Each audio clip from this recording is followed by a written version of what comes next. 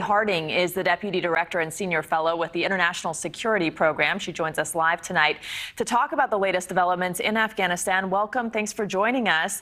The takeover of the capital has been years in the making, right? But it ultimately was accomplished in a single day. The insurgents facing little to no resistance in many areas of the country.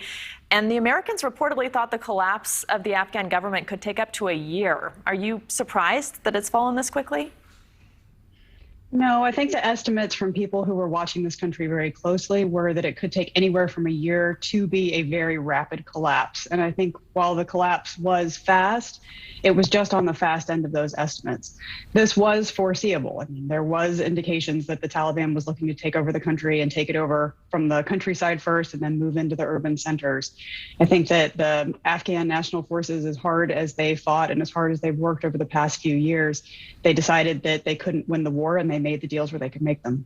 And let's talk about this notion of a peaceful transfer of power. Former President Hamid Karzai appeared in a video posted online with his daughter saying that he is trying to solve the issue with the Taliban peacefully. President Ghani had planned to send a team to Doha to negotiate a transition. How realistic is a peaceful transfer of power? I think there's a possibility of a peaceful transfer of power, but it'll be peace on the Taliban's terms. They have complete control of the capital right now, and I think that the negotiations that are ongoing are about getting some people out safely. I am very concerned for the safety of the Afghan people. I don't think the Taliban has shown any indication they care what the international community thinks. I don't think they're going to balk at reimposing Sharia law the way that they see that it should be imposed.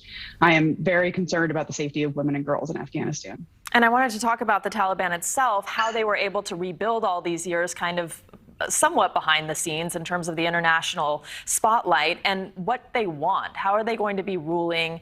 Will this be a return to the pre-9/11 era? It may very well be. This is the same organization that hosted al-Qaeda. It's the same organization that created a safe haven. In fact, one of the groups of people who apparently were in the presidential palace today were the Haqqani Network, who are some of the most feared and deadly terrorists in Afghanistan. So I would fully expect for them to run the country as they see fit. I want to play a clip from Secretary of State Antony Blinken today on NBC's Meet the Press. Take a listen to this, and then we'll talk about it on the other side. If the president had decided to stay, all gloves would have been off. We would have been back at war with the Taliban, attacking our forces. The offensive you've seen throughout the country almost certainly would have proceeded. What do you think about that? Do you think this would have played out the same way, whether the withdrawal was happening or not? I want to be clear that I think this administration is doing what it thinks is best for American forces and for the country. I think that this is some really rose-colored glasses, however. I think that they are seeing this as the best possible outcome given the situation. And I and others have suggested that if we had kept a small token presence on the ground, 2,500 troops, 3,000 troops, that it would have been enough to bolster the morale of the Afghan forces, and it possibly would have been enough to prevent this outcome. I think it's hard to argue that there could have been a worse way that this went down. I mean, there are American diplomats attempting to flee the airport, with those scenes you're showing right now ongoing. This is not an orderly departure. This is not peaceful. This is hardly a political solution that they were looking for. And the idea that they couldn't reverse a Trump-era policy, I think, is also a little disingenuous. They've reversed plenty of Trump-era policies, and this could have been another one. They could have made a different decision, and they didn't.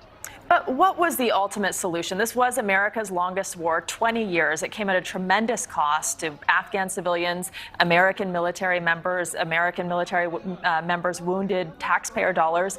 I mean, were we supposed to stay there forever? I agree. This was a very difficult decision that the president and his advisors had to make. And the president has said several times that he thought that another year, another 5 years really would not have made a difference. However, I think that saying we were going to leave by a certain date just made the Taliban put a mark on their calendars of when they were going to be prepared to take over the country. If we had kept a token force on the ground, again, I think that would have been enough to at least make the situation transfer a little bit better. It certainly would have protected the American diplomats. Also, the Taliban themselves would have seen that America was not going to cut and run, that we were going to stand behind our allies in Afghanistan. And just stay in Afghanistan indefinitely.